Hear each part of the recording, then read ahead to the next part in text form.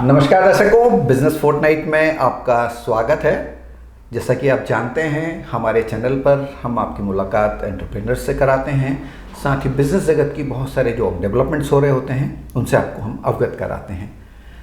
आज हम आपकी मुलाकात कराने जा रहे हैं एक ऐसी युवा शख्सियत से जिन्होंने बहुत कम समय में अपना बहुत बड़ा मुकाम हासिल किया है और वे मध्य प्रदेश से हैं, मध्य प्रदेश के सतना से हैं और उन्होंने सोलर के क्षेत्र में अपना नाम बनाया है और करीब 5 वर्ष पूर्व उन्होंने अपनी कंपनी की शुरुआत की थी, जो कि तेज़ी से पूरे मध्य प्रदेश में पैर पसार रही है और अब तक उन्होंने इंडस्ट्रियल, रेजिडेंशियल और कमर्शियल पर्पस के बहुत सारे इंस्टॉलेशंस किए हुए हैं। तो हम आज की मुलाकात कराने जा रहे हैं लक्सन एनर्जी प्राइवेट लिमिटेड के फाउंडर और सीईओ यश आर गौतम से, जो कि एक युवा एंटरप्रेनर हैं और बहुत सारे लोगों के लिए प्रेरणा बन चुके हैं। तो यश जी, आपका बहुत बहुत स्वागत है। Thank you so much. बहुत अच्छा इंट्रोडक्शन आपने दिया। आपकी हिंदी बहुत स्पष्ट है, सुन के अच्छा लगा। तो यश जी की जो आज की मुलाकात हम करने जा रहे हैं, जिसमें कि हम उनके कंपनी एज वेल एज उनके जो निजी जीवन के पहलू हैं और ख़ास तौर से सक्सेस को लेकर के उनके क्या मंत्र हैं, उस पर भी हम बात करेंगे। तो यश जी, सबसे पहले हम शुरुआत करेंगे कि आपका जन्म कहाँ का है, एजुकेशन आपने क्या कुछ की हुई है, फिर हम आगे बढ़ेंगे। मेरा जो जन्म है वो बर्थ प्लेस सतना है। Satna cement city of India. Closely 20% I think cement का जो प्रोडक्शन है वो सतना से होता है पूरे देश के लिए जी। और हमने स्कूलिंग हमारा लोकल स्कूल वहीं सेंट माइकल से किया है। उसके बाद से हमने इलेक्ट्रिकल इंजीनियर, पेशे से मैं इलेक्ट्रिकल इंजीनियर हूँ और उसके बाद से फिर सोलर स्पेशलाइजेशंस के ऊपर बहुत सारे मैंने काम किए हुए हैं। तो मतलब सीमेंट के शहर से आपकी बुनियाद पड़ी है। हाँ बिल्कुल। तो हमारे यहाँ कहा जाता है कि हमारा शहर और वहाँ के इरादे सीमेंट की तरह ही मजबूत है जी। तो वैसे ही। तो ये जी, हम जानना चाहेंगे कि आपने इलेक्ट्रिकल इंजीनियरिंग की है और उसके बाद यूजुअली ये होता है कि लोग अपने ही फील्ड में आगे बढ़ने के बारे में सोचते हैं। अल्दो ये इलेक्ट्रिकल इंजीनियरिंग का सोलर से ज़रूर रिलेशन है, लेकिन आपने एंटरप्रेनर बनने का क्यों सोचा? I think sir this was very evident when you come from a family जिसके पास पीछे से कुछ ना कुछ बैकग्राउंड बिजनेस से रहा हो या बिजनेस हो, तो कई बार जो अगली जनरेशन होती है वो बिजनेस के बारे में सोचते हैं। और हमारी फैमिली में even I was very blessed कि I have my maternal uncle and even my uncles they've been working on renewable energy sectors. तो हमेशा से हमने तो बचपन से renewable energy sector, wind, solar के बारे में सुना है and that made me very enthusiastic. जब भी मैं क्लीन एनर्जी के बारे में सुनता था, आई नेवर न्यू कि हम सोलर एनर्जी में इस तरह से आएंगे और एक कंपनी बनाएंगे, नथिंग लाइक दैट। बट हमेशा से कोई विजन था कि इंसान की लाइफ का मतलब क्या है। मुझे लगता है लाइफ का ये मतलब है कि एक गहरा इम्पैक्ट छोड़ जाना, एक ऐसा इम्पैक्ट जो आपके आने वाली जनरेशन्स के लिए हो। और मुझे लगता है ग्रीन एनर्जी और सोलर इंडस्ट्री, विंड इंडस्ट्री के लिए काम करने के लिए इससे अच्छा कोई बेहतर या नोबल कॉज नहीं हो सकता था हमें काम करने के लिए। जी, जैसे कि आपने बताया कि रिन्यूएबल एनर्जी और आपने उसके जितने भी फॉर्म्स बताए कि विंड एनर्जी से लेके तमाम सेक्टर्स में आपने बचपन से उन चीज़ों को देखा, तो एक तरह से वो आपके ब्लड में ही थी कि अगर आप सोचते भी तो शायद आपको लगता कि why not this sector. Absolutely. तो ये जो आपकी कंपनी है लक्सन एनर्जी, इसकी फाउंडेशन आपने कब डाली और इसके पीछे अगर हम जाएं तो ये थॉट आपके कब आया कि हमको सोलर में जाना चाहिए? सो आई थिंक मैं मेरे कॉलेज के फर्स्ट ईयर में था and I knew so many things about solar. So some of my father's friend they was asking कि सोलर का कुछ लगा रहे हैं, तो माई फादर सेड कि ठीक है, हमारे बेटे को सोलर का नॉलेज है, आप उनसे कुछ कुछ बात कर सकते हैं। I never knew कि सोलर किस तरह से लगता है, how vendors and everything is connected. Just to help my father's friend, I was connected to some of the vendors in Bhopal. At that time, 21. I asked them कि boss एक solar का है यहाँ पे, I have my uncle, मैं उनकी तरफ से कंसल्टेशन कर रहा हूँ और जो भी बेस्ट पॉसिबल चीज़ें होती हैं वो उनके घर में आप इंस्टॉल करिए। अंकल ने बोला कि Yash, we trust you fully और आपको करना है, it's your home and you have to take care of that. So I thought कि ठीक है, क्योंकि सोलर के बारे में हम जानते हैं जो भी लेटेस्ट टेक्नोलॉजी है और वेंडर से बात करके सारी चीज़ें। किस वर्ष की बात होगी, कितने ये समय? 21 की बात है, आई थिंक 21 स्टार्टिंग की बात है ये। जी जी। अब क्लोजली 5 साल हो रहे हैं इस बात को। तो देन फ्रॉम वहीं से हमने सोचा कि ठीक है, इस वेंडर को बोलते हैं कि वो आकर पूरा इंस्टॉलेशन करें सारी चीज़ें। बहुत सारे पैरामीटर्स हमने दिए उनको कि इस तरह से पैरामीटर्स होने, जो उनके पैरामीटर्स थे उससे भी और स्ट्रॉन्ग मैंने उनको रिकमेंडेशन दिया, वैसे ही प्लांट लगा। बहुत सारी चीज़ें थी। अब यहाँ से एक टर्निंग पॉइंट होता है। प्लांट लगाने से 3 महीने बाद एक बहुत ही नॉर्मल आंधी तूफान का कुछ था, उससे उनके स्ट्रक्चर का जो प्लेसमेंट था, जो रूफ से कनेक्टेड था, वो हिल गया। और वो हिलने के बाद कुछ मॉड्यूल्स में भी क्रैक्स आ गए।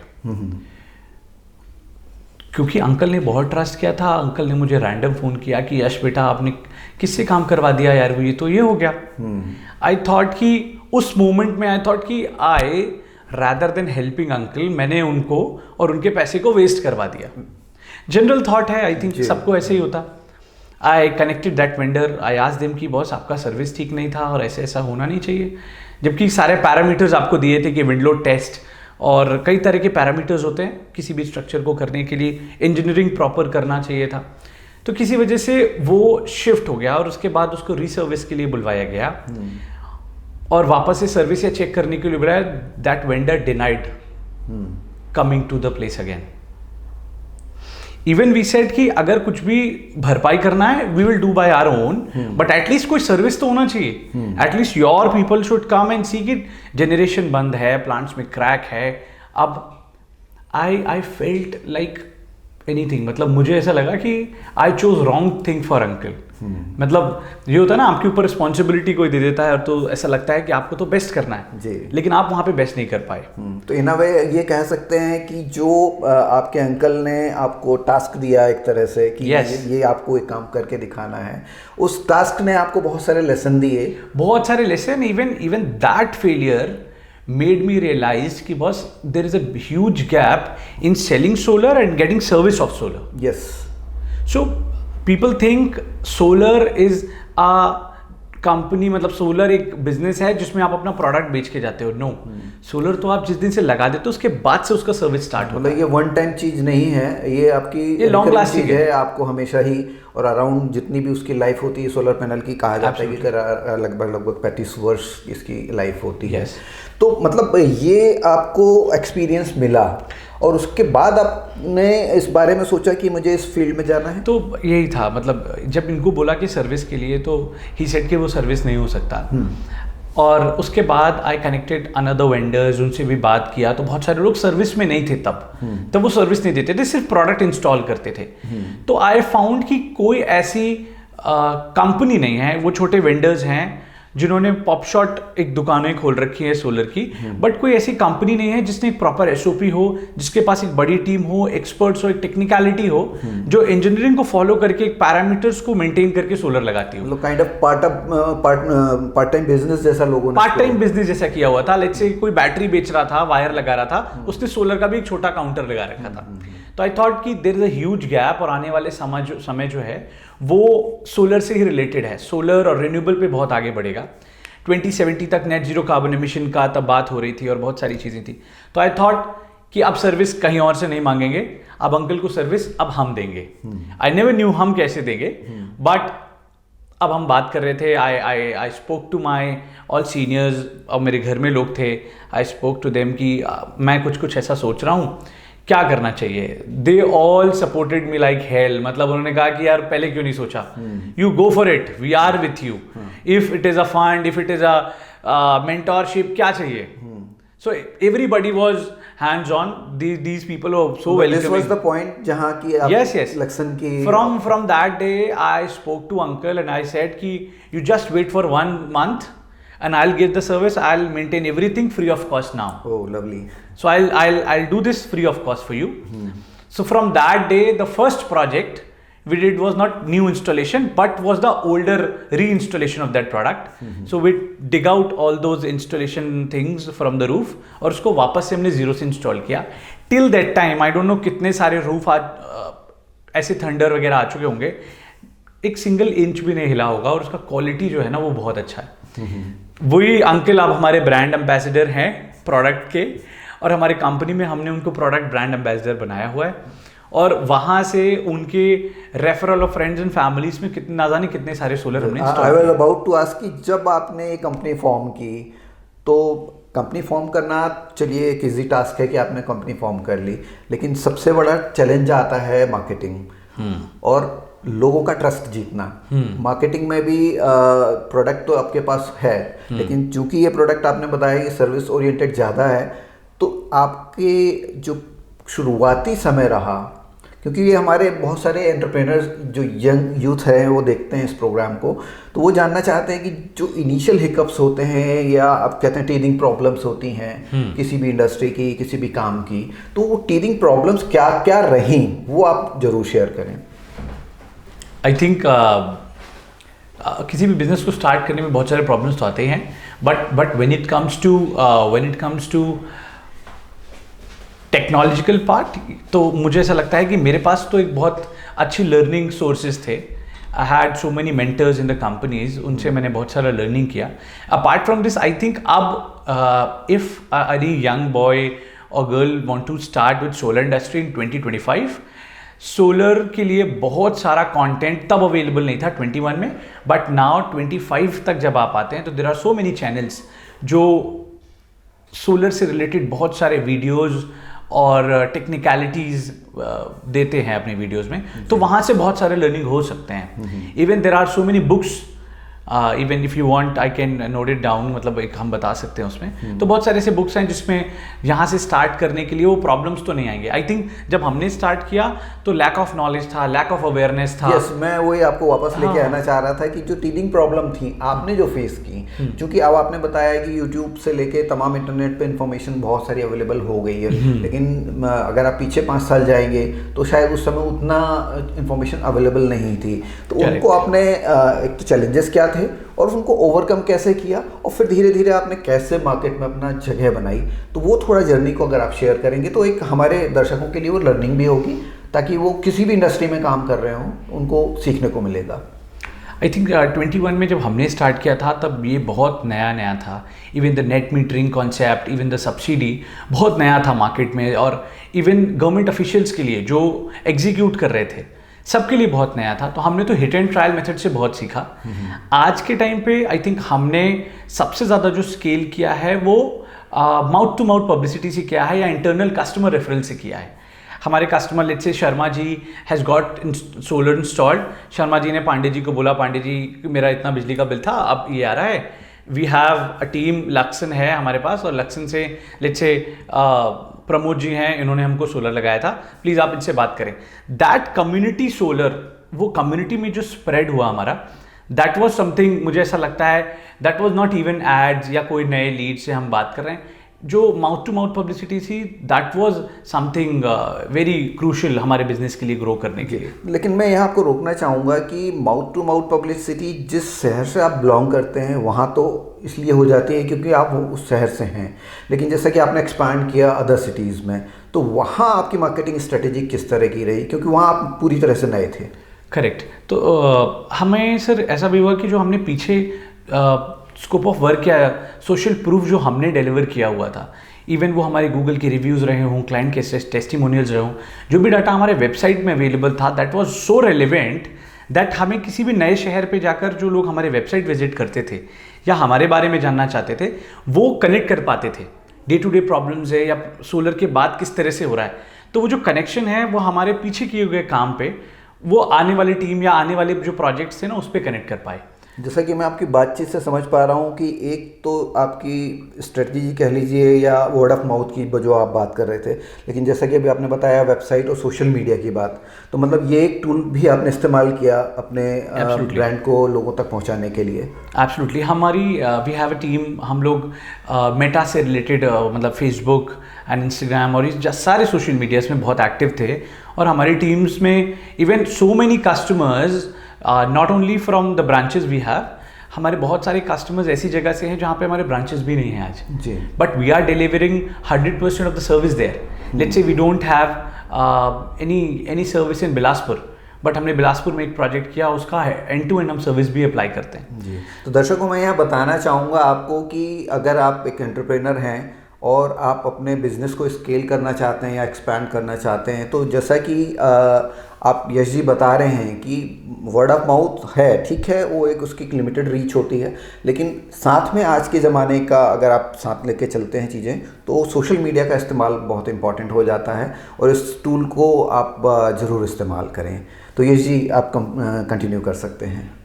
तो मुझे लगता है कि सोशल मीडिया से जो हमने रीच बनाई, इवन द एड्स थे, कुछ क्रिएटिव रील्स हमारी टीम बनाते हैं, इनसे सर हमें जो रीच मिला ना, आई थिंक वो इतना जल्दी हम लोग तक नहीं पहुंच पाते। वर्ड ऑफ माउथ एक शहर का दायरा है, वहाँ तक तो ठीक है, लेकिन इसके बाद अगर आपका काम अच्छा है, आप रेलेवेंट है, जो पीछे लोगों ने आई थिंक 2021 के पहले भी बहुत सारे लोगों ने सोलर लगाए थे जी, लेकिन वो सारे सोलर्स जो थे उनकी इफ़िशियंसी कह लीजिए इतनी अच्छी नहीं थी कि लोगों ने सोलर, ठीक है चलता है लेकिन बारिश में नहीं चलता, चलता है लेकिन ठंडियों में बंद हो जाता है, चलता है लेकिन रात में बिजली नहीं देता, से लेकर I think there are an number of myths जो थे उनको हमने क्रैक किया और हम मिथ बस्टर वीडियोस बनाते थे। तो I think myth buster videos ने हमें कस्टमर्स के जो जनरल प्रॉब्लम्स होते थे, जनरल मिथ होते थे, उनको हम लोगों ने बस्ट किया और वहां से भी हमने कस्टमर्स को बहुत एक बड़े लार्ज नंबर ऑफ कस्टमर्स को कनेक्ट किया था। तो दर्शकों, there is one more lesson, जैसा कि यश जी बता रहे हैं, क्योंकि मैं एक एक चीज़ को पकड़ के चल रहा हूँ उनकी बातचीत की। आपको भी अगर आप जिस भी क्षेत्र में काम कर रहे हैं, तो इन चीज़ों का इस्तेमाल करना चाहिए, क्योंकि बहुत सारी इन्फॉर्मेशन लोगों तक नहीं होती है, अवेयरनेस नहीं होती है, जिसकी वजह से वो हिच करते हैं आप तक आने में, और आपका भी पहुंचने का एक जरिया बनता है। क्योंकि ज़रूरी नहीं कि हर बार आप अपने प्रोडक्ट और ब्रांड की बात करें, क्योंकि अक्सर सीधे अपने प्रोडक्ट की अगर आप सेलिंग की बात करते हैं तो दर्शक आपसे या आपकी जो ऑडियंस है उतना जुड़ती नहीं है, सोशल मीडिया खास तौर से। अगर आप उसको सटल मैनर में एजुकेट करते हैं, अवेयर करते हैं, तो कहीं ना कहीं आप अपनी एक्सपर्टीज़ दिखा रहे होते हैं, कहीं ना कहीं उसको एक सोल्यूशन दे रहे होते हैं, और उस सोल्यूशन की वजह से लोग आपसे जुड़ते हैं। तो एक अनदर लेसन है, एक लर्निंग आपके लिए है ये। जी यश जी। तो आई थिंक जो मिथ बस्टर था, that was something a turning point for us. Even like blockbuster रहा आपके लिए। ब्लॉकबस्टर रहा। एंड इवन इसी मिथ बस्टर्स से जो लोकल न्यूज़ चैनल्स थे उन्होंने क्योंकि हम स्टार्टअप रिकॉग्नाइज्ड ब्रांड भी हैं, तो DPIIT से हम रिकॉग्नाइज्ड स्टार्टअप इंडिया सर्टिफिकेशन था हमारे पास, और बहुत सारे लोकल लेवल पे जो इंक्यूबेशन सेंटर थे वहाँ से हमने अवार्ड जीते थे। हम सतना इंक्यूबेशन सेंटर में पहले ग्रोथ से स्टार्टअप बने जिनका ग्रोथ पेस जो था वो काफ़ी अच्छा था, और वहाँ से हमारी जर्नी स्टार्ट की। अच्छा, आप एकदम जर्नी पूछ रहे थे, तो हम एक इंक्यूबेशन सेंटर है, सतना इंक्यूबेशन सेंटर, वहाँ पे भी हम थे क्लोजली 9th मंथ, तो हम वहाँ भी थे। वहाँ से भी हमने बहुत नेटवर्क किया, वहाँ पे मेंटर्स और वहाँ की टीम ने बहुत हेल्प किया बिजनेस। थोड़ा बताएं उस बारे में कि वो वहाँ का क्या माहौल था, किस तरह से उस इंक्यूबेशन सेंटर ने आपको हेल्प किया। I think Satna incubation centre is कोई ऐसा इंस्टीट्यूट या कैसा, आई थिंक इसके पहले कभी नहीं था, जो स्टार्टअप्स को ग्रो करने में हेल्प करता है, स्टार्टअप्स को नरिशमेंट करता है जी। तो I think that was something turning point था जब we had our own office, but एक स्टार्टअप इंडिया के जो सर्टिफिकेट हमें था और स्टार्टअप का जो सेंटर था ना, उसके साथ हमें जो रीच थी ना वो हमारी बढ़ गई, जो इंटरनल रीच थी। इवन हायरिंग्स में जब हम अपनी टीम को हायर कर रहे थे, हम स्केल अप कर रहे थे, वहाँ हमें बहुत हेल्प हुआ जी। तो I think that was something हमें ग्रो करने के लिए बहुत आसान हुआ। आई थिंक जो भी एंटरप्रेन्योर्स एक नया बिजनेस कर रहे हैं या नया कुछ भी स्टार्टअप या प्रोडक्ट बना रहे हैं, उनके शहर का कोई लोकल इंक्यूबेशन सेंटर जो होते हैं वहाँ पे उन्हें अप्लाई करना चाहिए, और वहाँ से जो इनिशियल फंड का ज़रूरत है या लेट्स से इनिशियल आपको एक स्पेस का अलॉटमेंट चाहिए, वो सब वहाँ हो जाता है। Without spending extra money you can create your own startup and make it run. Even आप एक पायलट प्रोजेक्ट तो वहाँ से बहुत इजीली स्टार्ट कर सकते हैं। एनवायरनमेंट भी मिलता है, साथ एनवायरनमेंट मिलता है। आप you don't have to make the new networks and connections, उसके अंदर ही आपको एटलीस्ट 50-100 लोग ऐसे मिलेंगे जो आपके स्टार्टअप को अनकंडीशनल हेल्प कर रहे होंगे जी। तो आई थिंक दैट वाज बीच में हायरिंग वर्ड का इस्तेमाल किया था कि वहाँ से आपको काफ़ी हेल्प मिली और चीज़ें मिली, तो थोड़ा हायरिंग के बारे में बताएं, क्योंकि जो सिंगल एंटरप्रेन्योर्स होते हैं जो अपने आप को आगे बढ़ाना चाहते हैं, लेकिन सबसे बड़ी दिक्कत आती है कि वो चपरासी से लेके CEO तक के सारे काम खुद कर रहे होते हैं, और जब बात हायरिंग की आती है तो वो सिलेक्शन करने में उनको बहुत दिक्कत जाती है कि क्या करें और क्या ना करें, और किसको चूज़ करें किसको छोड़ें। तो थोड़ा एक आपका शुरुआती एक्सपीरियंस किस तरह का रहा कि आपने हायरिंग के लिए किस तरह के दिमाग लगाए, किस तरह का स्ट्रेटेजी अपनाई जिससे कि आपकी टीम आपको अच्छी बन पाई आपकी। I think I was around my mentors every time, sir. And मेरे mentors ने हमेशा बोला है कि you have to make your team and your team will make your business. Yes, very true. If you think कि आप अपना business खुद कर लेंगे, you will be chief everything officer in the company and you will take care of accounts, HR, marketing, sales, operations, admin. This is now it's gonna be do. मतलब ये ऐसे होता नहीं है. हाँ, वो हिंदी में कहावत कही जाती है ना, पीर बावर्ची भिश्ती, अगर आप सब कुछ हो जाएंगे तो आप कुछ नहीं हो पाएंगे. तो मुझे ऐसा लगता है कि you have to focus on these things, but आपको सब कुछ खुद नहीं करना, इवन आपका इफिशिएंसी वैसा नहीं रहेगा. तो आई ऑलवेज वांटेड कि हमारे पास अच्छे प्रोफाइल्स में एक सीनियर लीडर्स हों जिनके पास कुछ ना कुछ पीछे का एक्सपीरियंस हो, वो आकर टीम को लीड करे. और आई think that was the very important part. हमने इनिशियल्स में ही ना बहुत सारे अच्छे ब्राइट माइंड्स को, even the people more smarter than us, तो उनको हमने हायर किया और this made a huge change. और वहाँ से लेकर अब तक का ग्रोथ एक रैपिड ग्रोथ की तरफ हम हो पाए. जी, तो आप ग्रोथ की बात कर रहे हैं, तो सतना से आप कब बाहर निकले और किन किन शहरों में आपने अपने आप को पहुँचाया है? सो आई थिंक बहुत सारा तो अभी एक्सपांशन नहीं है, that is on the line, but I think this is Bhopal में अब हमारा ये 5th ब्रांच हो रहा है. So we have started from Satna, hopped on to nearest Rewa, then from Panna to Chhatarpur, now in Bhopal, very soon in Prayagraj and Varanasi. So this is sometimes हम अभी आप स्टेट बाउंड्री भी आप क्रॉस करने वाले हैं. Yes. So everything everywhere जहाँ पे भी सोलर का मार्केट अनटैप्ड है और टोटल एड्रेसेबल मार्केट जो इतना है जिसमें हम क्रैक कर सकें और एक नॉर्मल रेवेन्यू बना सकें, इतना रेवेन्यू ताकि हमारे कंपनी के लिए अच्छा हो, वहाँ पे हम लोग बिल्कुल हॉप ऑन कर रहे हैं जी. Even I think for next 15 years और वो भी इससे भी ऊपर, solar and wind, even the renewable market would be something जहाँ पे आप एंटर करना चाहिए. यस. और $1 trillion इंडस्ट्री, जो $1 trillion इंडस्ट्री है, वो ये बनेगी. और someone who is doing great in these kinds of business would be the next multi-millionaire in this industry. So I think that would be something we will try to have. एक और चीज़, अगर आप एक एंटरप्रेनर हैं और अगर अभी तक आप डिसाइड नहीं कर पाए हैं कि आपको किस एरिया में एंटर करना चाहिए, तो एक बहुत अच्छा बिजनेस अपॉर्चुनिटी आपको दिखाई दे रही है कि जो रिन्यूएबल एनर्जी में है, सोलर में है, और मतलब इस तरह की जो भी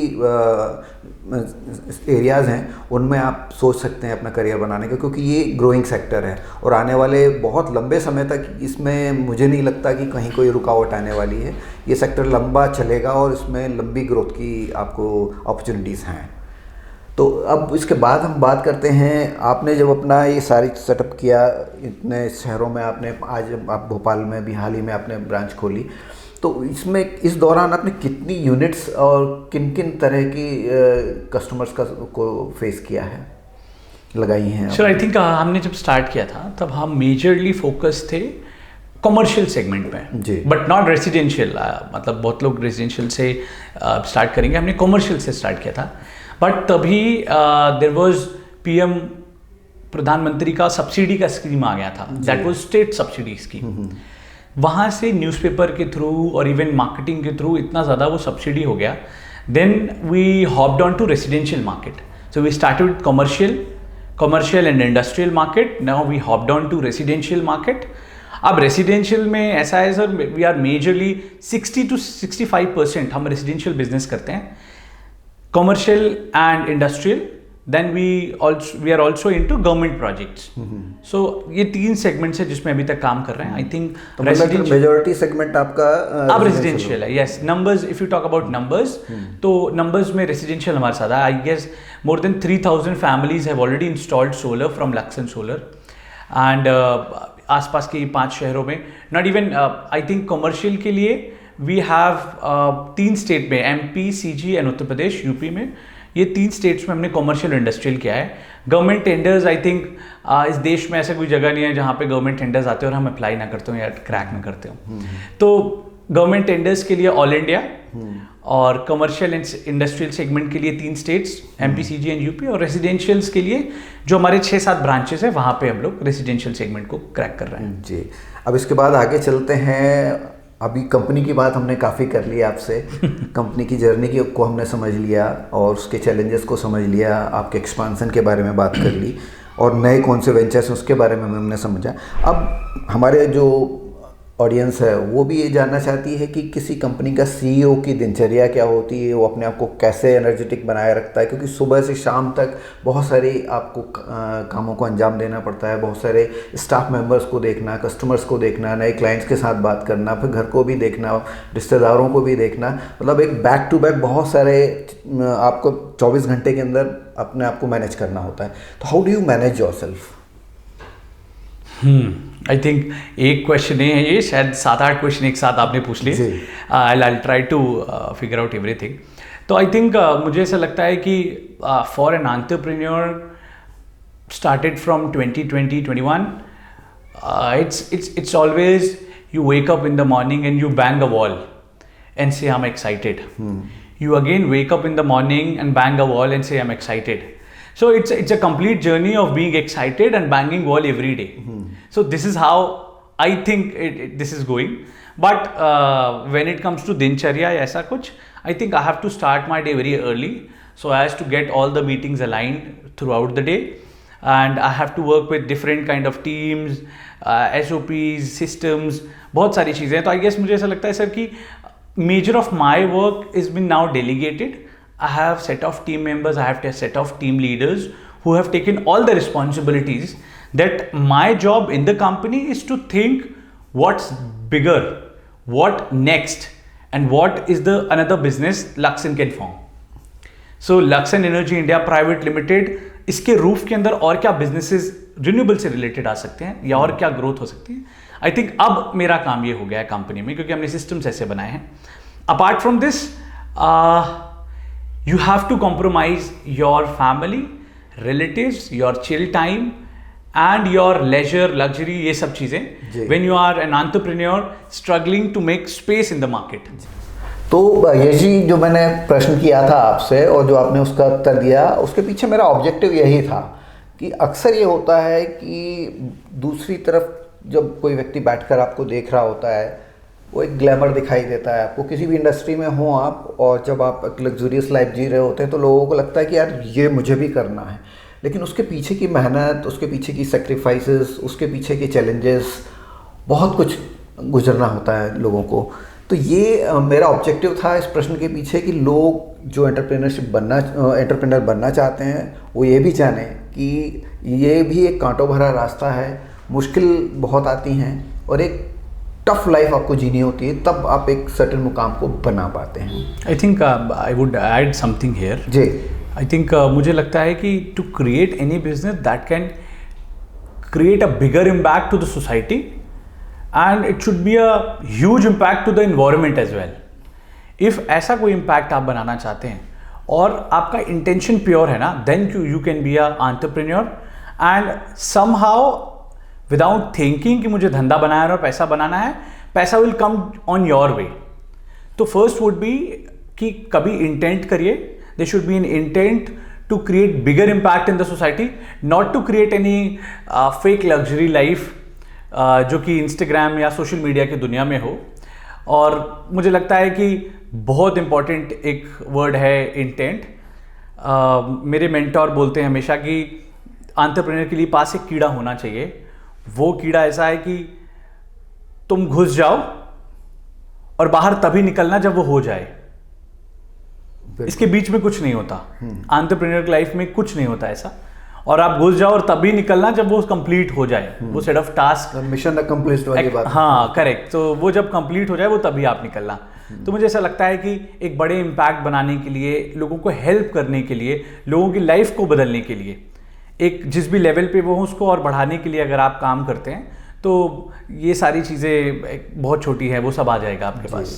जैसा कि आपने इंटेंट की बात करी, लेकिन साथ साथ मैं दर्शकों को ये भी बताना चाहूँगा, बल्कि आपके ज़रिए बताना चाहूँगा कि किसी भी फील्ड में जब आप एंटर करते हैं तो उसका बैकग्राउंड नॉलेज, इंडस्ट्री का नॉलेज, क्योंकि अक्सर ये होता है कि बहुत सारे लोग देखा देखी में कूद पड़ते हैं कि हमें भी ये करना है। आप अच्छा कर रहे हैं तो लोगों को लगता है कि हम भी कर लेंगे, लेकिन जब आप अधूरी तैयारी से कूदते हैं, जब आपको तैरना नहीं आता है और आप पानी में कूद जाते हैं, तो फिर डेफिनेटली क्या हश्र होगा वो your customer will suffer. Customer भी करेंगे, योर सेल्फ विल सफ़र। या ट्रू। तो उसमें कितना ज़्यादा मैं जानना चाहूँगा कि technical know how, management know how और बाकी चीज़ें क्या क्या ऐसे एलिमेंट्स होते हैं जो आपको एक सक्सेस के लिए ज़रूरी होते हैं? I think when anybody is starting the business, even अगर वो सोलर इंडस्ट्री में या ईपीसी बिजनेस को स्टार्ट कर रहे हैं जी, तो first know how would be, I think, एक basic understanding of how business should be run, how SOPs are made, how fundamentals and hierarchy of a company is made, ये होना चाहिए नंबर वन। मैं चाहूँगा कि ये सारी चीज़ें जो हैं ये आपने बहुत संक्षिप्त में बताई, लेकिन इनको थोड़ा थोड़ा एक एक दो दो लाइन में अगर आप एक्सप्लेन कर पाएँ, क्योंकि क्या होता है बहुत सारे ऐसे एंटरप्रेनर्स होते हैं या यंगस्टर्स होते हैं जिनको कि आपको थोड़ा कहते हैं ना स्पून फीडिंग करके एक एक चीज़ को थोड़ा क्लियरली मैं एलैबोरेट कर देता हूँ उसे जी। सो बेसिकली बहुत इंपॉर्टेंट है कि कंपनी के फंडामेंटल्स या बेसिक्स क्लियर हो पहले, कि किस तरह के बिजनेस में काम करेंगे और किस तरह के रेवेन्यू मॉडल्स होंगे। Let's say your revenue model is to sell कपड़ा, तो वहाँ से रेवेन्यू आएगा, कपड़े को सिलने से आएगा और उसके बाद उसको सोशल मीडिया पे बेचने से आएगा। तो ये 3 अलग अलग मॉडल्स हो गए। तो पहले तो आपको रेवेन्यू गोल सेट करना पड़ेगा। रेवेन्यू गोल के लिए पीछे टीम के लिए कि वो स्मूथ काम करे और बड़ा काम करे और स्केलेबल बिजनेस बने, उसके लिए आपको एसओपी बनाना पड़ेगा। That is standard operation procedure, कि मेरी कंपनी में let's take an example of cake. अगर आपको केक बनाना है तो पहले तो आपको ब्रेड होना होगा, उसके बाद एक बेस होना होगा, फिर उसके बाद तो एक एसओपी है केक बनाने का। तो वैसे ही किसी भी कंपनी के किसी प्रोडक्ट को बनाने के लिए या एंड कंज्यूमर तक सर्विस डिलीवर करने के लिए एक एसओपी है कि पहले सोशल मीडिया टीम आएगी, then it comes the sales team, then product team, then delivery team, then service team, और इन सभी लोगों के की रिस्पॉन्सिबिलिटी एरिया क्या होगा, हर प्रोफाइल के लिए की रिस्पॉन्सिबिलिटी एरिया, उसका परफॉर्मेंस इंडेक्स क्या होगा, ये सारे बेसिक्स को पहले आपको कंपनी को क्लियर करने पड़ेंगे। जब आप कंपनी के फॉर्मेशन या कंपनी के फाउंडेशन से क्लियर हो जाते हैं, तब बहुत इंपॉर्टेंट है कि आप अपने प्रोडक्ट के बारे में इन डेप्थ नॉलेज लें। If it is on grid solar plant, आपको ऑन ग्रिड सोलर प्लांट में starting from that does not matters कि मैं सेल्स करूंगा तो मुझे I don't know nothing about inverters. You should know everything about inverters, in and outs आपको सब absolutely. You should know everything about solar modules, उसके अंदर कितने बस बार्स हैं, क्या जनरेशन है, टेम्परेचर कोफिशिएंट क्या है, आई डोंट, मतलब बहुत सारे ऐसे अंग्रेजी में एक शब्द कहा जाता है थॉरो होना चाहिए आपको। यस, तो एक थॉरो नॉलेज होना चाहिए और इस नॉलेज से you can present better, you can be more confident. See, confidence comes from knowledge you have to your product. Yes, अगर आपके पास एक अच्छा नॉलेज है तो आप अपने प्रोडक्ट को अच्छा डिलीवर कर पाओगे। नॉट ओनली आप प्रोडक्ट को डिलीवर कर पाओगे, जितने भी मार्केटिंग रिलेटेड ऑब्जेक्शंस आते हैं उनके हैंडलिंग आप बेहतर कर पाओगे। ट्रू। तो मुझे भी यही लगता है कि एक बार नॉलेज होना ज़रूरी है। जब ये हो जाता है तब आपके पास बहुत आइडिया रहता है किसी भी प्रोडक्ट को डिलीवर करने पे। तो आपने सही कहा, एक डिटेल्ड नॉलेज अपने प्रोडक्ट का होना बहुत ज़रूरी है। आपके प्रोडक्ट पे एक ग्रिप और एक नॉलेज आपके अच्छे प्रेजेंटेशन और आपके कॉन्फिडेंस का प्रतीक बनता है। तो मुझे ऐसा लगता है कि आप अपने प्रोडक्ट के सारे डिटेल्स जब आपके पास रहेंगे तो आप कस्टमर्स को भी अच्छा डिलीवर कर पाओगे, नो हाउ आप अच्छा बना पाओगे, और इसके अंदर कुछ ऐसा मॉडिफिकेशंस लग रहा है क्लाइंट एंड से, वो भी आप अच्छे से कर पाओगे। तो on and on knowledge related to company fundamentals, related to your product, legality, accounts, these are very important. I think 4-5 चीज़ें हैं जो किसी भी कंपनी या एंटरप्रेन्योर को सीखनी चाहिए। That is first, the most would be sales का टेक्निक्स या सेल्स के तरीके आप बोलिए, तो ये सारी चीज़ें नंबर 1 है। सेकेंड वुड बी ही और she should know more into finance, तो फाइनेंस भी बनना चाहिए, एटलीस्ट बेसिक अकाउंटिंग और फाइनेंस बुक कीपिंग तो होना चाहिए। Third would be legal and HR, third तो ये होगा। Fourth would be management skills, तो टीम मैनेजमेंट स्किल्स होना चाहिए, बहुत important. And fifth would be ethics in the business, the most.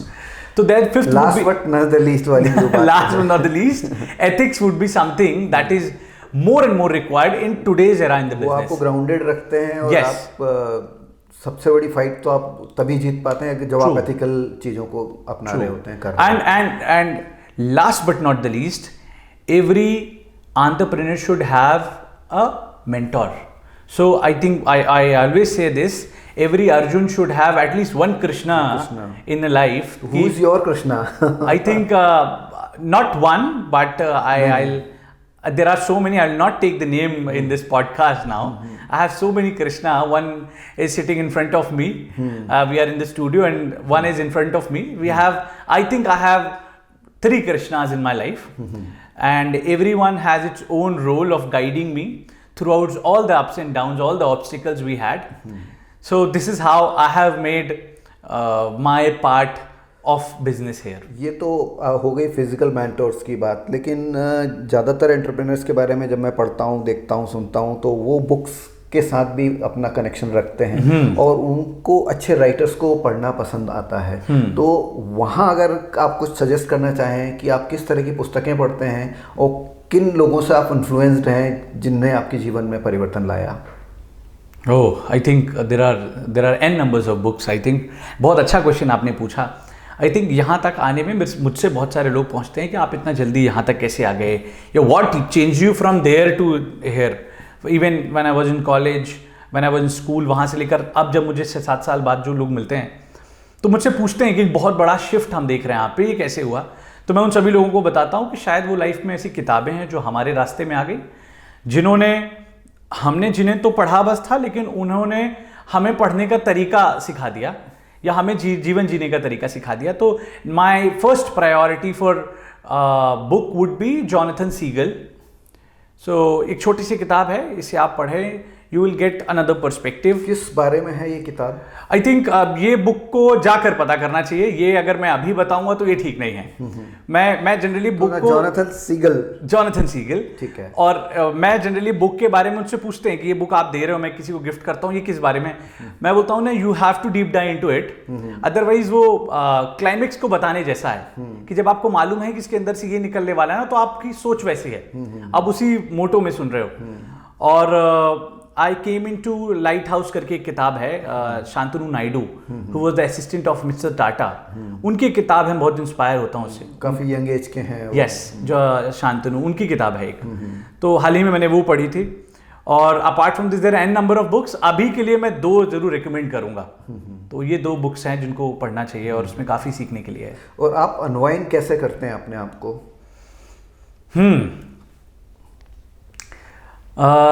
Very honest, मतलब that would look very strange, but कोई अगर पूछे कि अनवाइंड कैसे करते हैं, how you relax, you take rest, I think I am most free when I am, my all works are aligned.